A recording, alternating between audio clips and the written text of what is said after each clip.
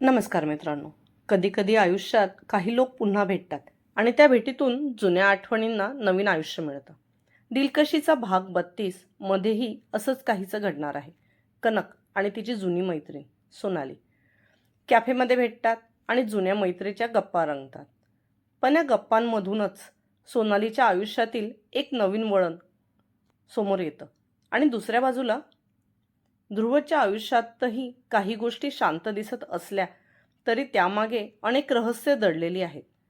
मग पुढे काय होणार? सोनालीला कनकच्या कंपनीत नोकरी मिळेल का? आणि ध्रुवच्या आयुष्यात नेमकं काय चाललं आहे?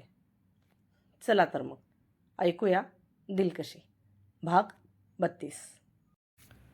संध्याकाळी त्या दोघी ठरवून एका कॅफेमध्ये भेटल्या. हाय हॅलो करून दोघींनी कॉफी आणि स्नॅक्स मागवल्या. कनकचा बदललेला अवतार आणि गळ्यातलं मंगळसूत्र पाहून सोनालीने तिला सुरुवातीला फार चिडवलं. तिने सुद्धा आज आढेवेढे न घेता तिला ध्रुवबद्दल सर्व सांगितलं. त्या बाबतीत तिचं ध्रुवशी आधीच बोलणं झालं होतं. मग कसा गेला इंटरव्ह्यू? तू स्कॉलर आहे, डिस्टिंक्शनमध्ये MBA केला आहे. मला नाही वाटत तुला कोणी जॉबसाठी नकार दिला असेल. कनक सहज बोलून गेली, पण तिचं बोलणं ऐकून सोनालीचा चेहरा पडला. जॉब तर मिळाला होता ग, पण मी रिजेक्ट करून आले. कनकने तिच्याकडे प्रश्नार्थक पाहिलं. त्यावर ती पुढे म्हणाली, मी काय करू? म्हणजे लोक मला फक्त सोनाली म्हणून ओळखतील. जिथेही इंटरव्ह्यूसाठी जाते तिथे डॅडचं नाव वाचून ते माझा इंटरव्ह्यू न घेता माझं सिलेक्शन करून टाकतात. अशाने तर मी स्वतः कधीच काही करू शकणार नाही. मला नेहमी त्यांच्यावर डिपेंड राहावं लागेल. सोनालीने हाताची घडी टेबलवर ठेवली आणि त्यावर कपाळ टेकवून हताशपणे म्हणाली, हे बघ, सगळं ठीक होईल. कनक बोलत तिच्या डोक्यावर हात फिरवत होती की तिला काहीतरी अचानक आठवलं आणि ती एकदम म्हणाली, तू असं कर ना, आमच्या कंपनीत 2 व्हॅकन्सी निघाल्या आहेत, तिथे अप्लाय करून बघ. म्हणजे बघ, मी जरी ध्रुव किल्लेदारची बायको असली तरीसुद्धा या कंपनीत नोकरी मी माझ्या स्वबळावर मिळवली आहे. तर मला असं वाटतं की तुझ्या वडिलांचं नावसुद्धा इथे मॅटर करणार नाही. तिचं बोलणं ऐकून सोनालीचा चेहरा लगेच खुलला आणि मग ती मोबाईल घेऊन कनकच्या जवळ बसली. तिथूनच त्या दोघींनी तिचा रिझ्यूम कंपनीत पाठवला. सगळं व्यवस्थित झालं ना, तर आपण दोघी एकाच ठिकाणी काम करू. किती मज्जा येईल ना. पुन्हा आपण एकत्र धमाल उडवून देऊ. सोनाली एक्सायटेड होऊन म्हणाली. कनकच्या सुद्धा चेहऱ्यावर आता छान स्माईल आली होती. ते जाऊ दे, हे काम तर झालं. त्यांचं लेटर आलं की मी इंटरव्ह्यू देऊन बघते. तू सांग, तुझं आणि आमच्या जिजूंचं काय चालू आहे? सोनाली कनकला चिडवत म्हणाली. ए चल हट, काहीतरीच काय बोलते. असं पण ते ध्रुव किल्लेदार आहेत, त्यांच्यावर त्यांच्या बिझनेसची खूप जबाबदारी. तू कधी रात्री बघशील ना, तर 2-3 वाजेपर्यंत स्टडीमध्ये बसून बऱ्याच मीटिंग्स करत असतात आणि तरीसुद्धा सकाळी 5 वाजता जिममध्ये हजर. हा माणूस झोपतो कधी? कधी तर मला तेच कळत नाही. आज कनकसुद्धा मनमोकळे सोनालीशी बोलत होती. कसं असतं ना, माणूस जे कोणासोबतही बोलू शकत नाही ते आपल्या मित्रमैत्रिणींसोबत बोलतो. कारण त्यांच्याशी बोलताना आपल्याला जास्त विचार करावा लागत नाही. जे काही मनात आहे ते आपण बोलून मोकळे होतो. अच्छा, मग तुम्हा दोघांना एकमेकांसाठी वेळ केव्हा मिळतो? तसं पाहिलं तर लग्न झाल्यानंतर एकामागे एक इतकं काही काही सुरू आहे की आम्हा दोघांना एकमेकांसाठी हवा तसा वेळ मिळत नाही. पण आता सध्या कधी कधी ते वेळ काढून ब्रेकफास्टपर्यंत तरी घरी थांबतात.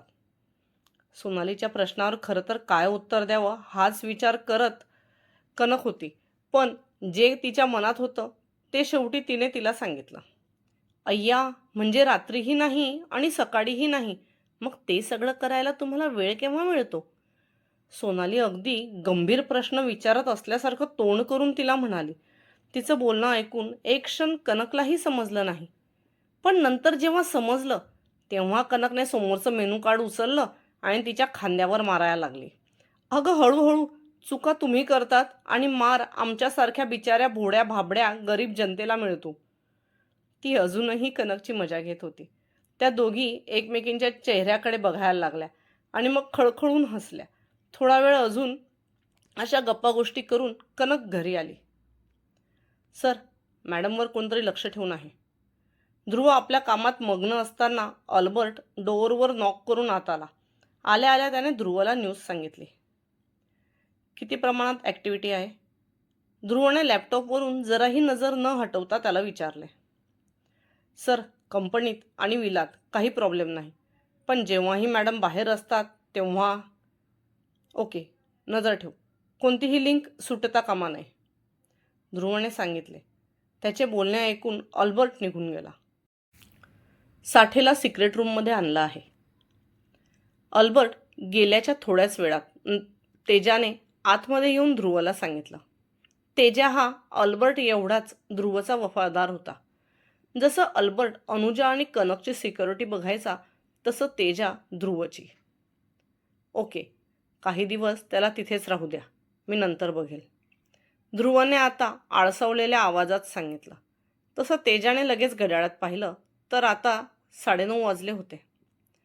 मला वाटते खूप दिवस झाले तुमच्यासाठी हॉटेल रूम बुक केली नाही, तर आज जायचे? तेजाला काय म्हणायचे आहे हे ध्रुवला लगेच समजलं आणि तो त्यावर विचार करू लागला. खूप दिवसांपासून त्याला हेवी वर्कलोड असल्याने त्याच्या शरीराला पण भूक लागली होती आणि या काही दिवसात कनक त्याला जवळही येऊ देत नव्हती. रात्रीच काय ते तिला मिठीत घ्यायचे, तेवढेच ते सुख. Okay, take to arrange something special this time, ध्रुवने अरेंजमेंट करायला सांगताच तेजाने पुढे विचारलं. तुला माहीत आहे मला कोणत्या वेळेस काय आणि कसं लागतं, ते तू बघून घे, ध्रुवने तेजाला सांगितलं. थोड्याच वेळात ते दोघेही हॉटेलच्या रूमजवळ होते. ध्रुव रूममध्ये गेला आणि तेजा मात्र बाहेरच उभा राहिला. थोड्याच वेळात ध्रुवचे काम झाले तसा तो बाहेर निघून आला आणि सरळ आपल्या विलाकडे निघाला, कारण तिथलं बाकीचं काम आता तेजा सांभाळणार होता. तेजाने पहिलेच हॉटेल मालकांशी बोलून तिथले एंट्रन्सपासूनचे CCTV बंद करून ठेवले होते. ध्रुवची गाडी ही मागच्या गेटने आत आली आणि ध्रुव प्रायव्हेट लिफ्टने रूमपर्यंत आला होता.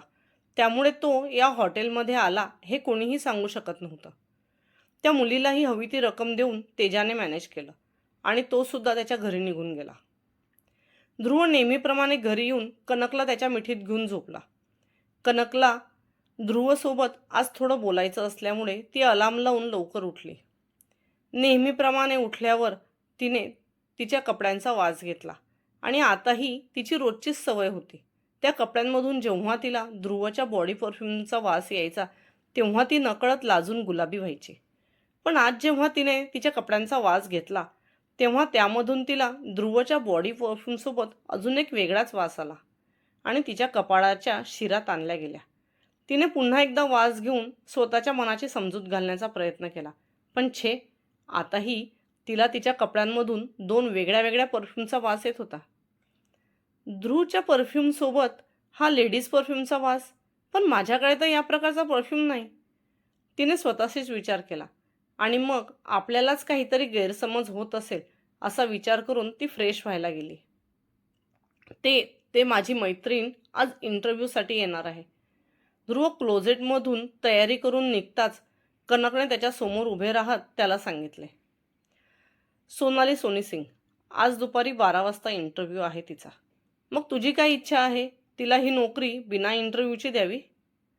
तसं बघितलं तर तू माझी बायको आहे, या नात्याने या कंपनीची मालकीण आहेस. तू म्हणशील तर तिला जॉब इझिली मिळून जाईल. त्याने असे म्हटल्यावर तिला थोडं वाईट वाटलं आणि तो तिला एवढ्या दिवसात ओळखू शकला नाही याची खंतही वाटली, कारण ती त्या मताची नव्हतीच. तिने त्याच्या नजरेला नजर भिडवत ॲटिट्यूडमध्ये सांगितलं, मला फक्त एवढंच म्हणायचं होतं, माझी मैत्रीण येणार आहे तर तुम्ही ती माझी मैत्रीण आहे किंवा सोनी सिंग यांची मुलगी आहे म्हणून तिला हा जॉब देऊ नका, तर प्रॉपर इंटरव्ह्यू घेऊन जर ती तुम्हाला या जॉबच्या लायक वाटत असेल तरच द्या. एवढं बोलून कनक खाली निघून गेली. पण इकडे ध्रुवच्या चेहऱ्यावर एक स्माईल आली. त्याला हेच तर हवं होतं की तिने निर्भीडपणे तिची मतं त्याच्यासमोर मांडावे आणि समोर कोण आहे ते न बघता जे योग्य आहे त्यालाच साथ द्यावी. आणि आज तिने तेच केले होते. फक्त तिची मैत्रीण आहे म्हणून तिने तिची बाजू घेतली नव्हती, तर जर योग्य वाटत असेल तर तिला जॉब द्यायला सांगितला होता. तसं सोनाली हुशार होती आणि तिला हा जॉब नक्कीच मिळेल हे ध्रुवला आधीच माहिती होते. पण तरी तो कनकशी असं बोलून तिची परीक्षा घेत होता. ध्रुव नाश्ता न करताच ऑफिसला निघून गेला. कनकही तिच्या वेळेला ऑफिसला आली. आज सोनालीचा इंटरव्ह्यू होता, त्यामुळे सोनालीही तिच्या इंटरव्ह्यू टायमिंगला ऑफिसमध्ये आली. पण ती तिथे येऊन कनकशी भेटली नाही. तिने प्रॉपर तिचा इंटरव्ह्यू दिला. ध्रुवने स्वतः तिचा इंटरव्ह्यू घेऊन इंटरव्ह्यूमध्ये त्याने तिला बरेच प्रश्न विचारले. थोडा वेळ तिला बाहेर बसवून सिलेक्शन लेटरही देण्यात आलंय. तर मित्रांनो, सोनालीने इंटरव्ह्यू दिला आणि तिला सिलेक्शन लेटरही मिळाले. पुन्हा एकदा जुन्या मैत्रिणी आता एकाच ऑफिसमध्ये काम करणार आहेत. पण दुसऱ्या बाजूला कनकच्या मनात एक छोटासा संशयही डोकावायला लागला आहे. ध्रुवच्या आयुष्यात खरंच सगळं तितकं सरळ आहे का, जसं वरून दिसतं, की या नात्यांमध्ये अजून काही लपलं आहे? हे सगळं जाणून घेण्यासाठी नक्की ऐका दिलकशीचा पुढचा भाग.